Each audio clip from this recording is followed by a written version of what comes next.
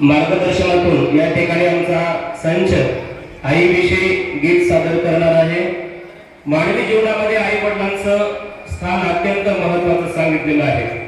तसं बघितलं तर शास्त्राने 3 ऋणातून मुक्त होताच येत नाही मानवाला असं सांगितलेलं आहे।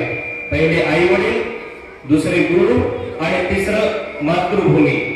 या ऋणातून माणसाला मुक्त होताच येत नाही, परंतु काहीतरी उतराई होण्याचा प्रयत्न जर करायचा झाला तर सेवेच्या माध्यमातून आपण उतराई त्यांच्या ऋणातून होऊ शकतो।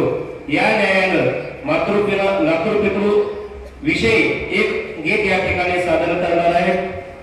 अनेक लेखकांनी म्हणा, संतांनी म्हणा, शास्त्रांनी म्हणा, आईचं वर्णन खूप केलेलं आहे। आईला सागराची उपमा दिली, कोणी कशाची उपमा दिली, कोणी कशाची उपमा दिली। सागराचीच उपमा का दिली असेल बरं? त्याचं कारण असं आहे, आईचं प्रेम हे सागरासारखं आहे। सागरावरती कधी काही पाऊस पडला काय, कधी नाही पडला काय, सागराचं पाणी कधी कमी होत नाही।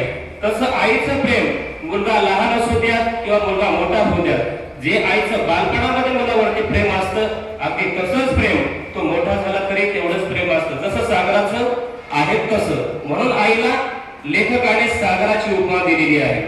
तुकोबाने तर एका ठिकाणी म्हणतात, जगामध्ये निस्वार्थ प्रेम करणारं पात्र जर कुठलं असेल तर ते आई वडिलांचं आहे। लेकराचे हित वाहे माऊलीचे चित्त। आपली अनेक नातेवाईक असतात, परंतु त्यांच्या पाठीमागे कुठला तरी स्वार्थ दडलेला असतो, परंतु आई आणि वडिलांचं मात्र आपल्यावरती जे काही प्रेम असतं, कुठलाही स्वार्थ त्यामध्ये नसतो, केवळ मुलाचं हित जोपासण्याचं काम ते करत असतात। आणि म्हणून आई जर नसेल तर स्वामी तिन्ही जगाचा, आई विना भिकारी असं देखील म्हटलेलं आहे। आम्ही लहान असताना एक कविता होती, आई नावाची कविता होती। आई कुणा म्हणू मी, आई घरी ना दारी, स्वामी तिन्ही जगाचा, आई विना भिकारी। आता बरंचसं काही बोलता येईल, परंतु भोसले सरांनी, महाजन सरांनी देखील आपल्याला खूप काही सांगितलेलंच आहे।